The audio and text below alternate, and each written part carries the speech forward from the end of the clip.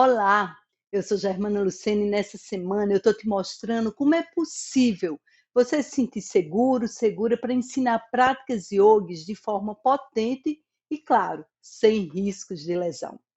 E esse conhecimento que eu estou te passando, ele tem sido validado, comprovado por centenas de alunos ao longo dos últimos 15 anos. E quando eu digo centenas, são centenas mesmo. Alunos da comunidade online da anatomia vivencial, alunos das imersões, dos retiros presenciais e até mesmo através de eventos como esse, onde quem realmente se compromete a participar, a assistir todas as aulas e a fazer as práticas que eu disponibilizo aqui, já sente reverberar em si e nas suas aulas toda essa transformação. Como é o caso da Sandra, que assistiu a aula 1, experimentou a prática e já sentiu o poder dessa transformação em sua prática pessoal. Ela compartilhou em nosso grupo da semana no Facebook. Acabei de fazer a primeira prática proposta e estou impressionada com a mudança na postura. Não só mudança no resultado final, mas também no movimento para entrar na postura, que foi bem mais solto e fácil. E olha, até se você tivesse formado há pouco tempo, mesmo que não tenha familiaridade com a anatomia do yoga, ou que sinta dores durante a prática ou durante as suas aulas, assim como essas pessoas, você também pode viver essa transformação. Agora, deixa eu te perguntar uma coisa. Você assistiu a aula 1? Não? Então, para tudo, congela, dá uma pausa e vai lá, assiste a aula 1. Sabe por quê? Eu até vou aqui te falar um pouquinho do que a gente viu para a gente fazer um link. Mas naquela aula tem muito conteúdo importante. É muito importante que você volte para a aula 1, porque lá a gente construiu a base desse conhecimento. Ali a gente deu os primeiros passos para você ter o entendimento do que é uma prática yoga segura. Então, ali a gente molhou o pé na água, né? Sentiu o saborzinho da água, e nessa aula a gente vai mergulhar mais um pouco. Mas é muito importante que você acompanhe desde o início todo o processo, toda a base de conhecimento que a gente está construindo. Então, se você não assistiu a aula 1, dá uma pausa aqui, vai lá, assiste e depois volta para a aula 2. Na aula passada, eu te apresentei os princípios de uma prática segura e te mostrei qual o melhor caminho, qual a melhor forma de aprender sobre o corpo em movimento e aplicar esses conhecimentos nas suas aulas de yoga. E nessa aula de hoje, eu quero aprofundar com você o conceito de segurança na prática yoga. Agora, deixa eu te perguntar, para você, o que é preciso para oferecer uma aula de yoga segura? Quais os elementos que você acha que uma aula de yoga segura deve ter? Eu imagino que você deve ter pensado que é uma prática onde o aluno não se lesiona. Sim, isso é verdade, mas não é só isso não. Uma prática segura, ela também é acessível, inclusiva e, olha, respeitosa, com diferentes corpos e contextos dos alunos que estão em diferentes níveis de alongamento, de flexibilidade, de força, para executar as mais diferentes posturas de yoga. E quando você tem conhecimento suficiente para oferecer uma aula segura, acessível e inclusiva, você também vai se sentir mais seguro, mais segura, para receber alunos nas mais diferentes condições físicas e psíquicas. E também você vai sentir segurança para ajudar todos os seus alunos a avançarem na sua prática pessoal, mesmo aqueles que têm dores, que têm restrições de movimento, não importa. Eu quero te apresentar agora um modelo que vai te trazer muita clareza sobre a base do conhecimento de uma prática yoga segura. E agora eu vou te apresentar a pirâmide do movimento seguro. Vamos lá. Nessa pirâmide, a gente tem uma base. Na base da pirâmide está o conhecimento das estruturas corporais que usamos quando executamos uma postura de yoga. Esse é um conhecimento essencial para te trazer segurança na condução dos teus alunos. Mas o verdadeiro conhecimento é aquele que você consegue aliar o estudo teórico com a intervenção prática. Quando você consegue acionar essas estruturas durante a execução do asana.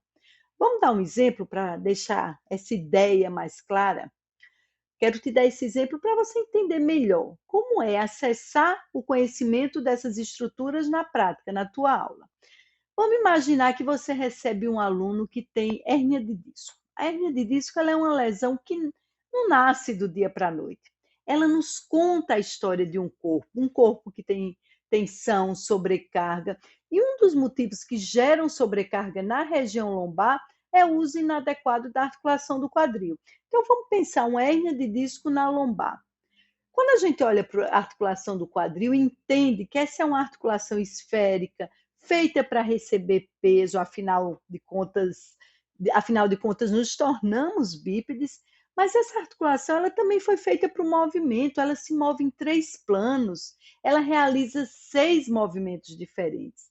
E quando a gente descobre que a vida moderna nos impõe uma experiência de ficarmos muito tempo sentado em cadeiras, em frente aos computadores, ou usando o nosso celular, nós descobrimos que nós subutilizamos essa articulação. E aí a gente não aciona ela na execução da postura. E para quem é que sobra? Sobra para a coluna lombar, que acaba recebendo mais peso e mais sobrecarga. E ao longo do tempo, essa sobrecarga vai pressionando excessivamente o disco e desgastando essa estrutura de amortecimento que vai rompendo suas fibras. Resumindo, o aluno tem hérnia de disco, olha como é que está a coxa femoral dele. Esse é um exemplo prático de entender essa dinâmica das estruturas. Um outro exemplo que eu posso te trazer, imagina aí que o teu aluno está com dificuldade de fazer a postura da pinça, por exemplo. Na grande maioria das vezes, não é porque ele não entendeu o que você pediu ou porque faltou força no corpo para fazer esse movimento. Sabe o que é que está impedindo ele de fazer o movimento corretamente? É o encurtamento na parte de trás do corpo. Sabe por quê? Porque na maioria das vezes nossos alunos estão com essa cadeia miofascial encurtada. E sabia que tem uma parte dessa cadeia que é formada pelos isquiotibiais, um grupo de músculos que se prende na tíbia e nos isquios. E quando eles estão encurtados, eles vão oferecer uma resistência para que o isquio não se afaste da tíbia. E a gente sabe que na postura da pinça, para acontecer de forma correta, essa postura, a gente inclina o tronco à frente e a asa do ilíaco vai em direção à coxa e o isquio vai lá atrás. Essa é a situação ideal nessa postura. Mas quando esses músculos estão encurtados, eles oferecem uma resistência. Eles vão segurar o isquio ali. Se o isquio não vai, ele não deixa a asa do ilíaco se inclinar à frente. E num efeito em cadeia, a lombar também fica ali travada e gera também sobrecarga nessa região da coluna. Bom, e tem mais uma coisa interessante. Esses músculos isquiotibiais, eles estão conectados a uma cadeia de músculos e fáscias que comunicam a planta do pé até a testa, passando por toda a parte de trás do corpo. É incrível, né? E se essa cadeia está travada, encurtada, o seu aluno ele vai ter muita dificuldade de fazer posturas que levam o tronco à frente.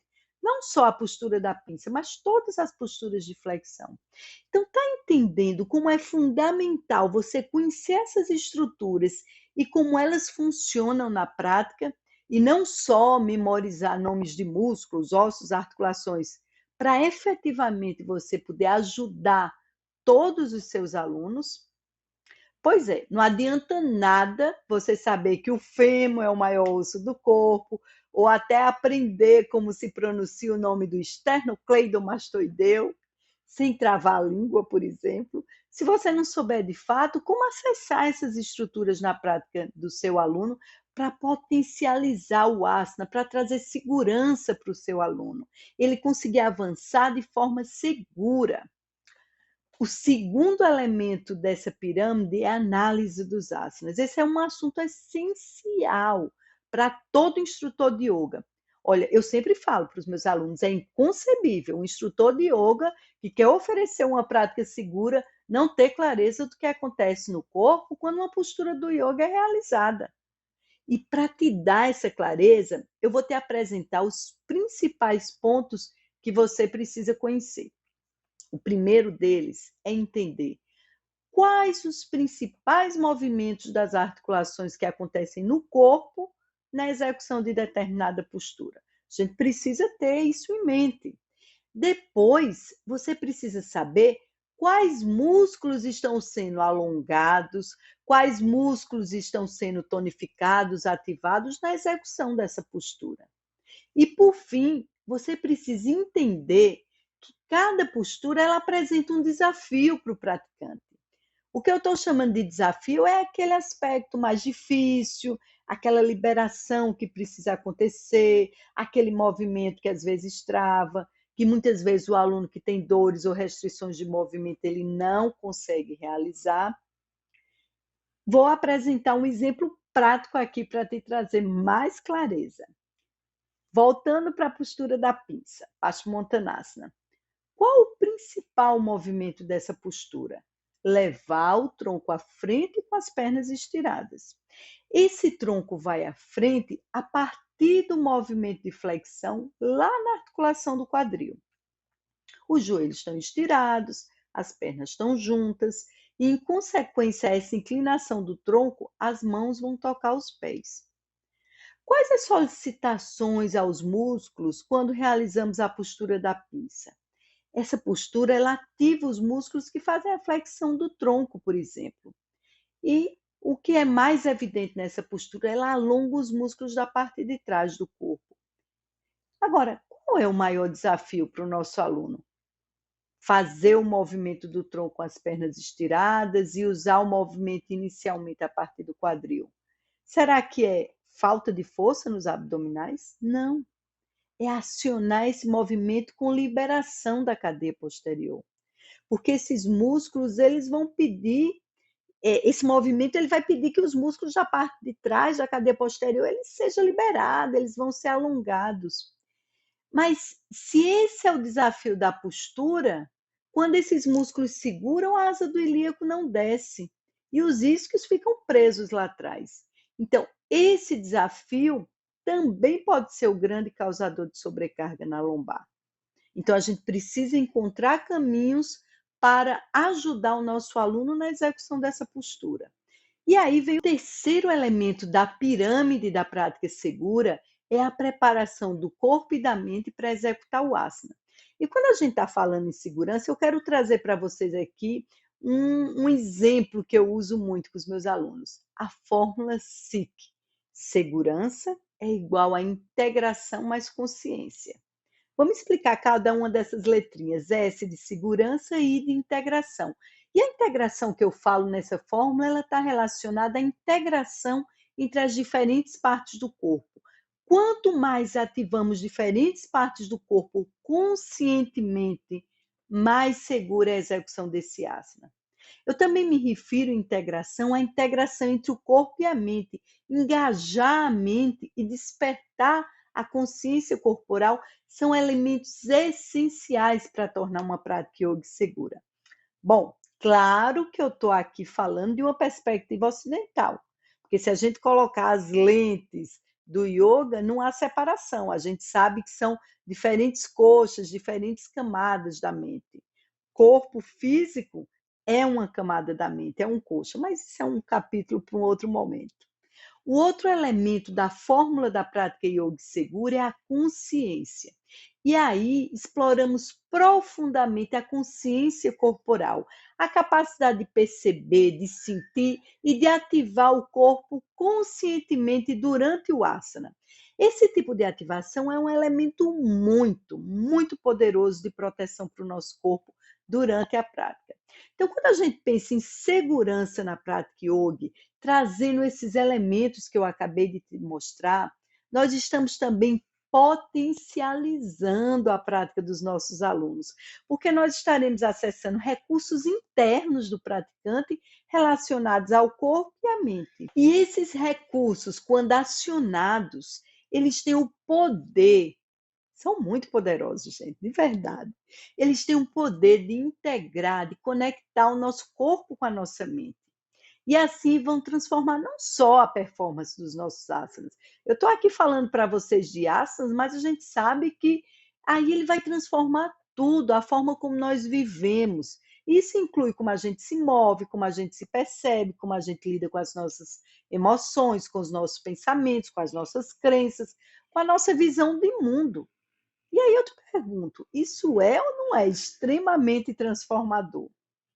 Então, resumindo, segurança na prática yoga também traz potência para a execução do asana. E essa potência está relacionada com o engajamento eficiente do corpo e da mente durante a prática. E quando esse engajamento acontece, isso é tão poderoso, isso gera tanta transformação também na nossa vida, e a gente vai se conectar com uma experiência muito mais profunda de bem-estar, que a gente leva para a vida. Bom, agora, todos esses elementos, gente, eles são extremamente importantes no processo de transformação, de potência, de segurança, no yoga e na vida. E por isso que a gente tem uma comunidade de estudos da anatomia vivencial. Nessa comunidade, a gente traça uma rota de aprendizado para que todos os alunos possam aprender, vivenciar, ensinar e atingir todos os elementos que tornam uma prática yoga potente e segura. Bom, agora eu tenho um recado importante. Nós já recebemos algumas perguntas sobre o acesso à nossa comunidade. E sim, nós vamos abrir as inscrições para a próxima turma da comunidade da Anatomia Vivencial e Yoga, e vai ser na próxima segunda, na última aula da nossa jornada. Essas inscrições estão com as vagas limitadas, mas na próxima aula eu te falo um pouco mais sobre todos os detalhes que você vai precisar saber para garantir a sua vaga. E caso você não esteja participando da comunidade, participe e principalmente compartilhe com o grupo como é que foi, como é que está sendo a sua experiência de aprendizado. A gente teve uma prática na aula 1 e atenção, a próxima aula é a aula mais importante de todo o evento, então não perde. Te encontro na próxima aula.